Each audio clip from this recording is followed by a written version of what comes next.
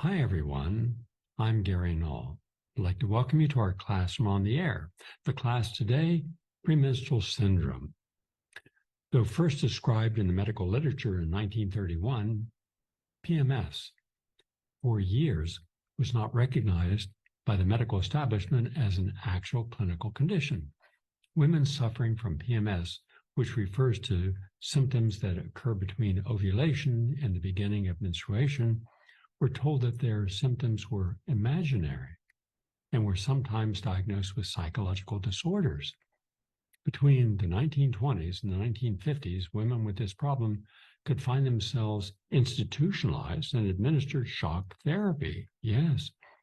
And while more recent treatments have included Valium and Prozac, not good. And unfortunately, that was common. But the good news is, the medical community has since acknowledged PMS as a true medical condition, and more effective remedies are currently available to alleviate its symptoms. Yet many doctors still do not believe that there is such a condition as PMS. As a result, they fail to recognize and treat it. Of the 482 women who called the National Association for Premenstrual Syndrome helpline in the year 2000, 42% stated that their doctors were either unsympathetic or did not know much about PMS.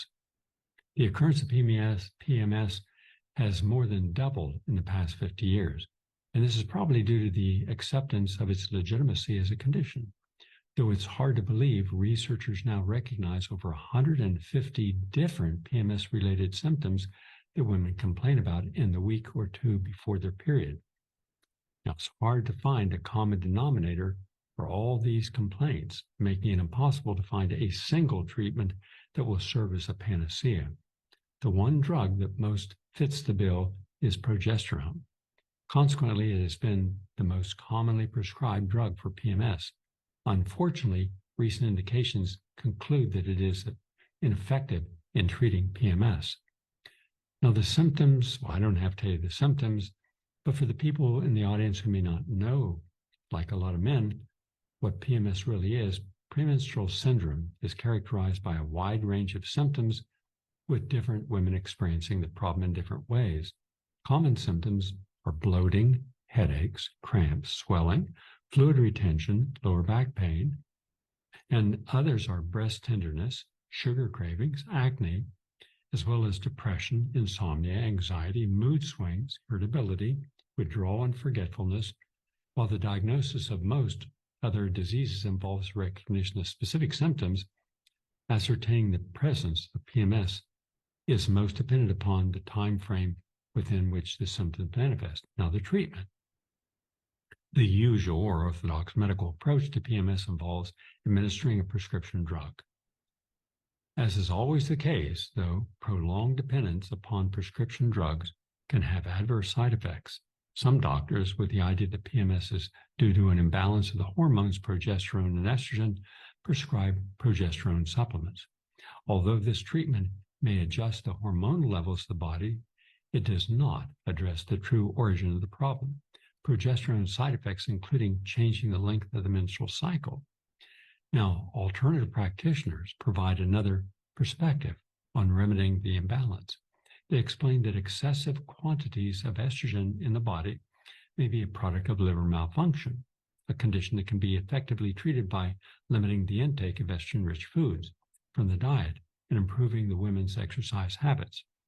So let's take a look at what I believe, and in my own practice over decades with thousands of women, including a women's health support group, over 500 women for 6 months, who all had all forms of PMS problems. At the end of it, almost none had these problems. A healthy diet is essential for both preventing and combating PMS.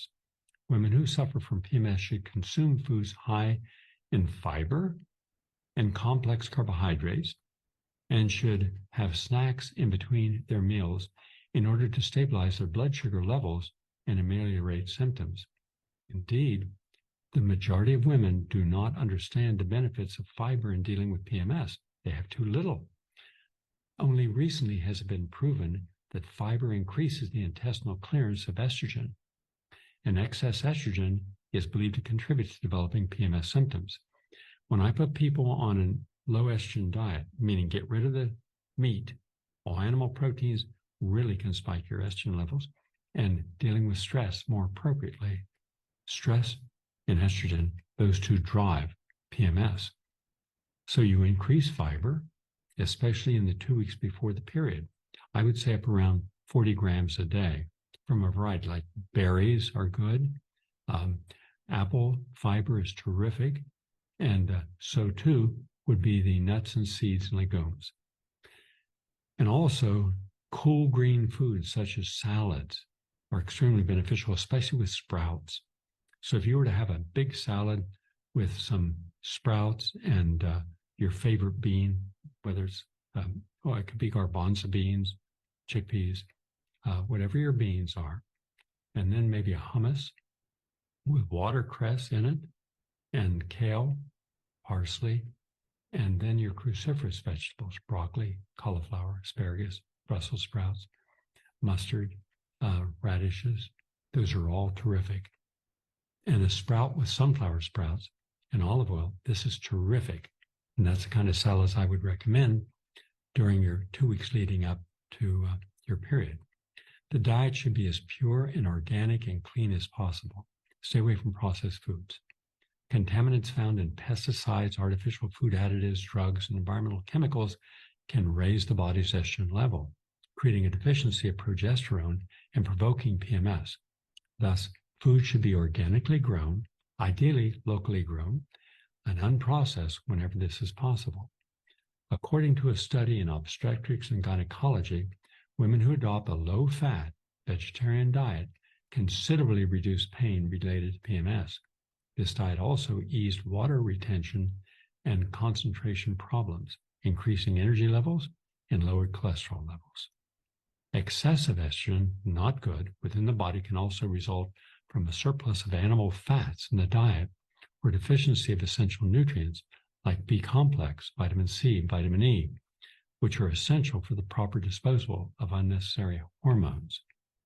Now, during severe bouts of PMS, a good diet may have to be supplemented with additional nutrients. I would suggest the number one vitamin is vitamin B6, also known as pyridoxine. It serves as a natural muscle relaxant and can reduce cramps associated with PMS at about anywhere from 100 to 200 milligrams. That can work. I wouldn't suggest that daily. 25 milligrams daily is fine. But when you're in that period where you're going to get pain, that's when you want to go up on vitamin B6. It's extremely versatile. It acts as a diuretic. It relieves swelling. It reduces fluid retention and breast tenderness. And also, this may be part of the B complex supplement that we're not getting. So make sure each day you're taking a full B complex. 25 milligrams is fine. Remember not to exceed the suggested dosage of B6, as excessive intake of this vitamin can cause neuropathy or inflammation of the nerves. So you don't want to be taking on a daily basis all month 200 to 400 milligrams, and that's not good, only right around your period time. Now, magnesium is another superstar. Magnesium from citrate, which soothes the nervous system, alleviates anxiety, irritability, nervousness, insomnia, and fluid depression. It can be quite advantageous when added to one's daily dietary supplements. 500 to 1,000 milligrams. I suggest 500 milligrams in the morning, 500 in the afternoon. There's an antispasmodic quality to magnesium that can reduce cramps and lower back pain associated with menstrual cycle. It can also help eliminate sugar cravings. And PMS appears to be related to a magnesium deficiency. Supplements of vitamin E, also 200 to 600 units, can aid in the reduction of breast tenderness and are beneficial in treating cramps in fibrocystic breasts, which have a tendency to enlarge prior to menstruation. The mineral zinc in the amount of 20 to 40 milligrams can be useful in minimizing depression and irritability. Iranian researchers found that high-dose vitamin D3 at 50,000 units the week before your period and followed up over a 9-week ameliorated the back aches, tendency to cry easily, severity of pain in nearly 900 adolescent Iranian girls. Not only did it reduce the prevalence of PMS and dysmenorrhea, but showed positive effects on the physical and psychological symptoms of PMS. Another supplement that is known that'd be good is gamma, G-A-M-M-A, linoleic, L-I-N-O-L-E-I-C acid, GLA. That's a precursor to prostaglandin E1, which is vital in coordinating neurological and hormonal function. This hormone-like substance can aid in the treatment of cramps, sugar cravings, muscle spasm, mood swings, depression, irritability, and breast tenderness. And common sources of GLA would be evening primrose oil or black currant oil. Also, borage oil, which is actually 24% GLA, can provide a concentrated source of the substance in a single capsule and is an effective substitute for 6 evening primrose oil capsules. 1,000 milligram pill of borage oil, which will supplement the body with 240 milligrams of GLA, should be consumed daily. A daily intake of 1,000 milligrams of essential fatty acids, which can be obtained from fish or vegan flaxseed oil, aids in the production of prostaglandin E3, a hormone-like substance that can reduce breast tenderness. Although the essential fatty acids content of flaxseed oil is sacrificed during cooking, an ample supply can be obtained when the oil is used in salad dressings or on top of heated foods. Flaxseed oil contains lignans, L-I-G-N-A-N-S, which have both estrogenic and anti-estrogenic activity. Lignans help reduce hot flashes, cycle changes, and ovarian dysfunction. Now, there are natural sources of progesterone, such as Mexican yams, can prevent various forms of cancer, and fibrocystic breast disease can also stabilize hormonal balances. You also have what are called isoflavones, I-S-O-F-L-A-V-O-N-E-S. These are substances useful in alleviating the mood swings of PMS. These are forms of phytoestrogens obtained from soybeans and other legumes that can help correct hormonal imbalances by joining in the competition for estrogen receptor sites. When the isoflavones occupy these receptor sites, inactive estrogen is displaced and eventually eliminated by the liver and the colon. Organic sources of isoflavones would be organic soybeans, organic peanuts, lentils, green peas, split peas, and beans. They have demonstrated the same beneficial qualities as prescription hormonal supplements without any side effects. And then we have to hit exercise. As with so many conditions, exercise will make a positive difference with PMS. Research has shown that regular participation in aerobic exercise can prevent negative mood swings, alleviate cramps, reduce fluid retention, and limit sugar cravings. For maximal results, exercise should be performed 3 to 4 times minimum a week. Women who exercise moderately for full cycle had decreases in their retention of fluid, breast symptoms, and premenstrual depression. It's speculated that endorphins, E-N-D-O-R-P-H-I-N, the neurotransmitter, is linked to both exercise and mood symptoms. Furthermore, many believe that endorphin withdrawal leads to PMS symptoms. Then you have a few Chinese herbs that are really remarkable and have been used for a long time. And one of those herbs is called, I'll spell it for you, X-I-A-O, second word Y-A-O, third word W-A-N. What does it do? It aids in the treatment of depression, indigestion, bloating, and poor circulation. And the herb formula called Women's Harmony. Women's Harmony can also be used to improve circulatory function. Then you have herbs. Chasteberry, C-H-A-S-T-E-B-E-R-R-Y, has been proven effective in treating PMS. One study demonstrated how women with a severe form of PMS, a premenstrual dysphoric disorder, responded as well to chasteberry as to very much prescribed antidepressant Zoloft. And I wouldn't take Zoloft, but chasteberry. Also, cramp bark, CRAMP bark extract has been extremely effective in relaxing the uterine muscles because it's an antispasmodic. It's been used for centuries to ease cramps and spasms. Herbalists frequently prescribe it to treat menstrual cramps. Some promising results have been attained using ginkgo biloba to combat PMS. In one study, 165 women were given 160 milligrams of ginkgo extract or placebo each day for the 16th day of one menstrual cycle to the 5th day of the next. Fluid retention and symptoms of breast tenderness improved as a result.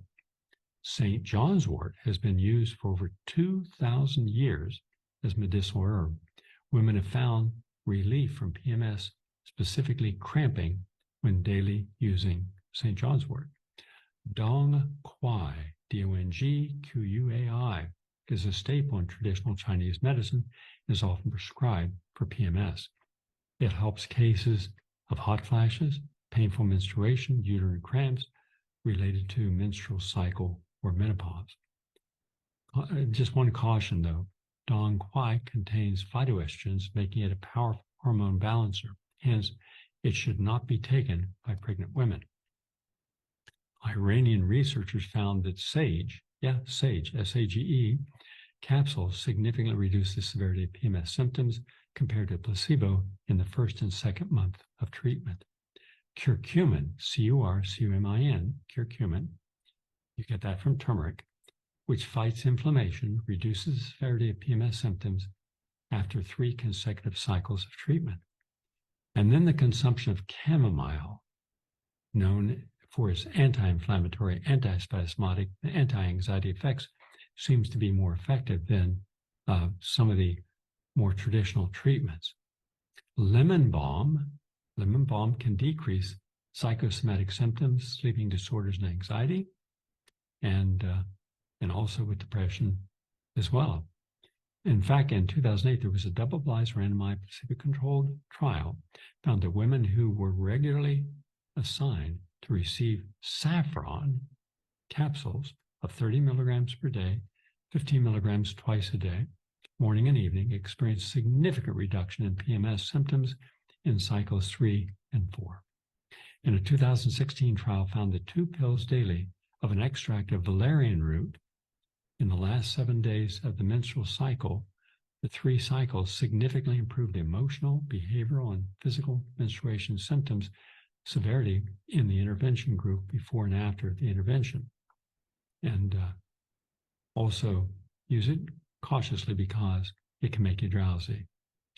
And then 110 milligram capsules of anise, A-N-I-S-E, taken 3 times a day, starting 7 days before the start of the menstrual cycle and continued until 3 days after, has been to improve PMS symptoms compared to placebos.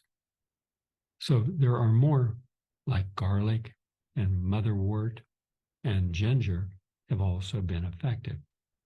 And teas are very important as well.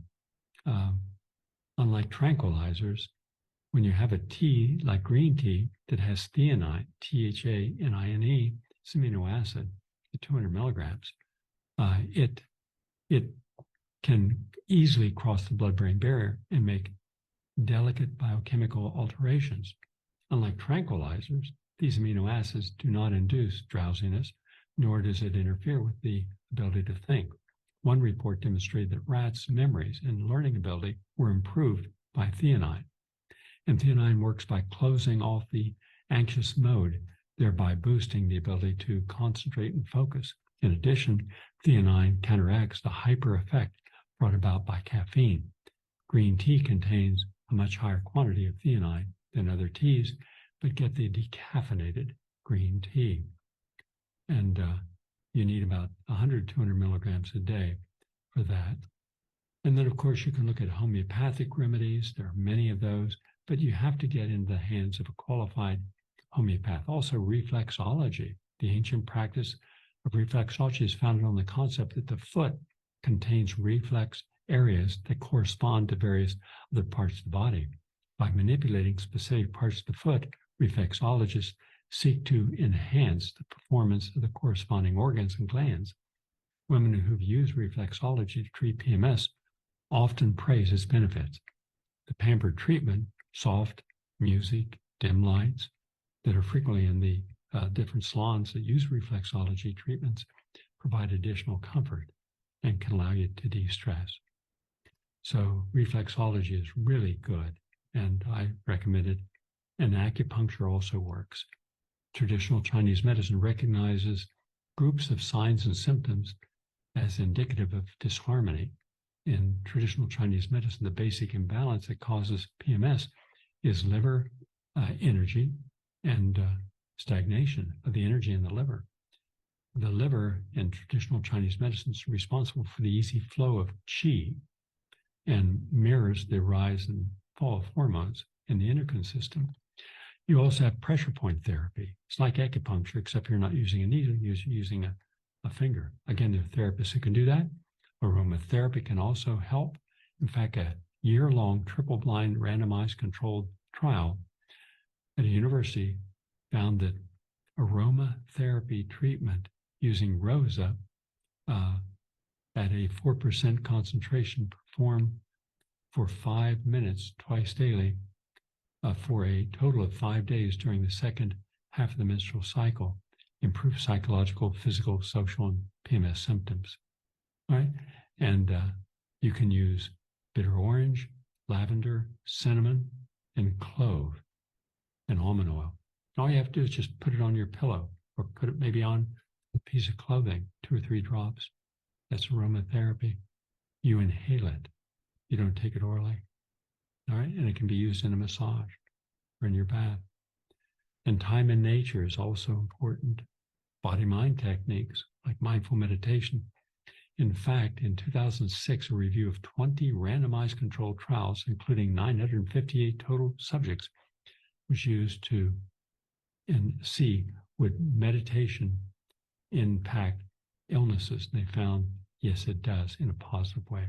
So find time to be in nature, blue time, around water, green time, around green trees. It can make a big difference. And stay away from caffeine, sugar, alcohol, and processed foods, French fries. This will only exacerbate your PMS. And try to calm yourself down. If you're having trouble, then by all means, put on a tape or get one of the apps. We have rainfall on a tin roof. That's terrific. That'll just calm you out and allow you to relax.